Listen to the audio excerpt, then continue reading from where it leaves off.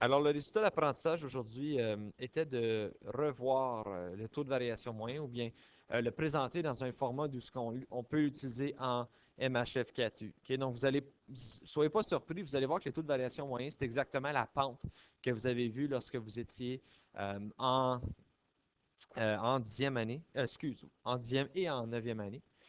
Et c'est la même équation, sauf maintenant, ce qu'on va chercher à faire, c'est de trouver la pente entre deux moments dans une courbe. Fait que si j'ai une courbe, mettons, et je veux savoir en moyenne de là à là, il a changé de combien, mais là, je peux faire ce qu'on appelle une pente d'une séquence. Voilà. Donc, je peux faire ce qu'on appelle une pente d'une séquence. Et la pente de la séquence, ce serait le taux de variation en moyenne entre deux moments. Donc, ceci serait mon delta x, ceci mon delta y. Pour l'équation, nécessairement, ça ne change pas. C'est encore y2 moins y1. Ou si on veut, en 12e année préuniversitaire, on appellerait ça delta f de x sur delta x. Ce serait le f de x2 moins le f de x1 divisé par le x2 moins x1. Alors, si je regarde l'exemple en premier, donc l'attitude d'une fusée miniature, qui est représentée par la formule négatif 4,9t au carré plus 25t plus 2. H, ça va être ta hauteur. T, ça va être ton temps en secondes. Je veux savoir le taux de variation moyen. Parce que là, ce n'est pas une ligne droite. Fait que le taux de variation ne va pas toujours être pareil. Mais au moins, maintenant, ce que je peux faire, c'est que je peux regarder le taux de variation entre un certain montant de temps. Parce que c'est une parabole, vous le voyez ici avec le t au carré, donc je sais que ça va de l'air à quelque chose comme ça. Mais à certains moments, il va y avoir des différents taux de variation à des différents moments dans son trajectoire. Donc là, maintenant, ce que je vais regarder, c'est pendant la première seconde. Donc la première seconde, je sais que ça va être entre 0 et 1 seconde de temps. Donc l'intervalle que je vérifie, c'est le t est entre 0 et 1. Pour trouver ceci, ça veut dire que je vais avoir delta h de t sur delta t qui va être égal à h de t2 moins h de t1, tout ça divisé par t2 moins t1. Donc dans ce cas ici, il va falloir que j'aille chercher c'est quoi h de t2, c'est quoi h de t1. Parce que mon t2 il est ici, mon t1 il est ici, mais je ne sais pas c'est quoi h de t1 ni h de t2. Alors, oui. Alors mon h de t2, ça va être h de 1, qui va être égal à moins 4,9 fois 1 au carré. Là, je manque d'espace. Plus 25 fois 1, plus 2. Alors, si je calcule ceci comme il faut, vous allez voir que ça va vous donner 22,1. Et h de t1, ça serait h de 0. Et ça, vous allez voir que si t est 0, ça va juste me donner 2 comme valeur. Donc, je peux voir que mon taux de variation, t2, ça va être 22,1 moins t1 qui est 2, divisé, moins h de t1 qui est 2, divisé par le t2 il était 1, moins le t1 qui est 0. Donc, encore une fois, ton T1, c'est ton 0. Ton T2, c'est ton 1. H de T2, c'était 22,1. Et la hauteur au moment 0, c'était 2. Donc, ceci, ça va me donner 20,1 sur 1, ce qui va être donc juste 20,1 comme réponse finale. Mais là aussi, il faut regarder c'est quoi les mesures. Okay? Parce que tu veux savoir c'est quoi ton unité de mesure. En haut ici, tes hauteurs sont exprimées en mètres. En bas ici, sont exprimées en secondes. Donc, ça va être mètres divisé par seconde ou, si vous voulez, mètres par seconde. Alors, la vitesse moyenne pendant la première seconde, c'est 20,1 mètres par seconde.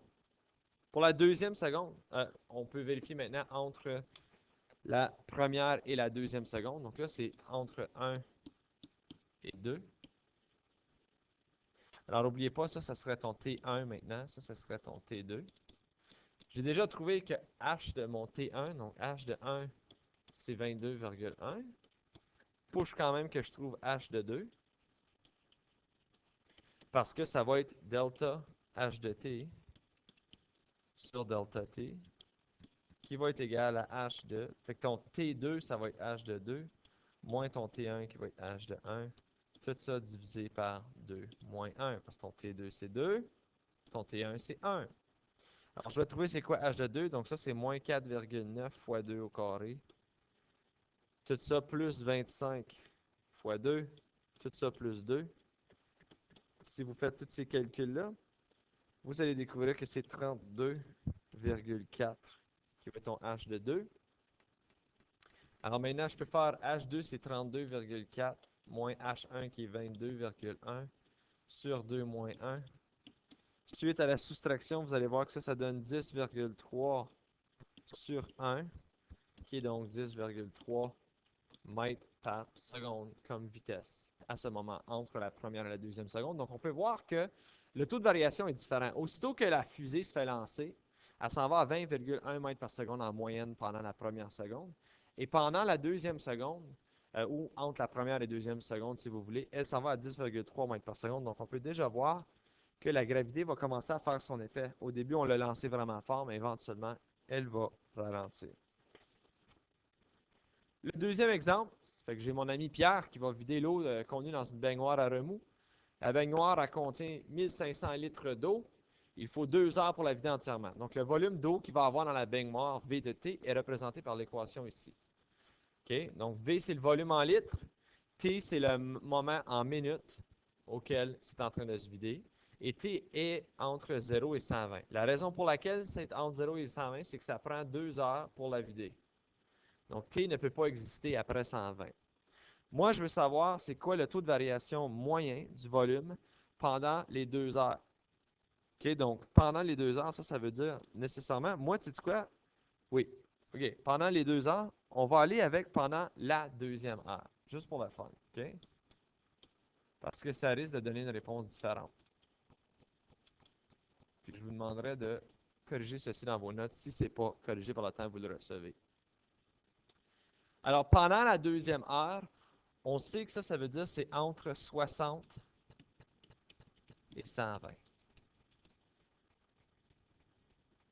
Donc, entre 60 minutes, ça c'était la première heure, jusqu'à la deuxième heure qui va être 120. Donc là, ce que je dois savoir, c'est que delta T, delta V de T,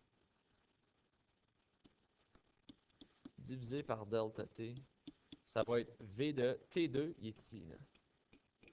T1, il est ici. Là. V de 120 moins V de 60. Tout ça divisé par 120 moins 60.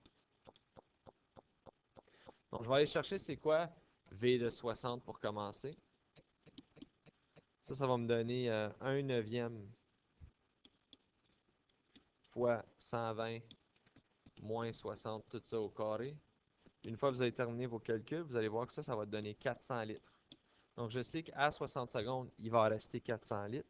Puis V de 120, ben, vous n'avez pas vraiment besoin de vous casser la tête, mais on peut bien le faire si vous voulez.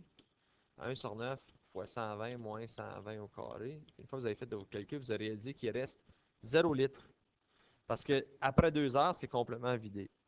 Alors maintenant, je peux faire mon V de delta V de T sur delta T. Donc, je peux savoir c'est quoi le taux de variation moyen entre ces deux-là. Ce qui va donc me donner 0 moins 400. Tout ça divisé par 120 moins 60. Donc, ceci, ça va me donner moins 400 sur 60. Et vu que c'est un cas réel, je peux l'arrondir à 2 après la virgule. Ça va me donner négatif 6,67. Et là, les unités de mesure, en haut ici, c'était des litres. En bas, c'était des minutes. Donc, ça va être litres par minute. Donc, pendant la deuxième heure, mon bain est en train de perdre 6,67 litres à chaque minute. Petit à côté, le taux de variation moyen, on appelle ça aussi la pente de la séquente. Okay, donc, une séquente, c'est une droite qui touche à 2 points dans mon graphique. Okay, donc, ici, vous voyez, si j'ai une courbe, il touche ici et là, et je cherche la séquente ici. Ça, c'est aussi la pente de la séquente. C'était la même chose que le taux de variation moyen. Et à partir de la leçon de demain, nous allons trouver ce qu'on appelle la tangente, qui est le taux de variation instantané. Alors, ceci met fin à la leçon d'aujourd'hui. Si jamais vous avez des questions, n'hésitez pas à m'envoyer un message sur Edmodo.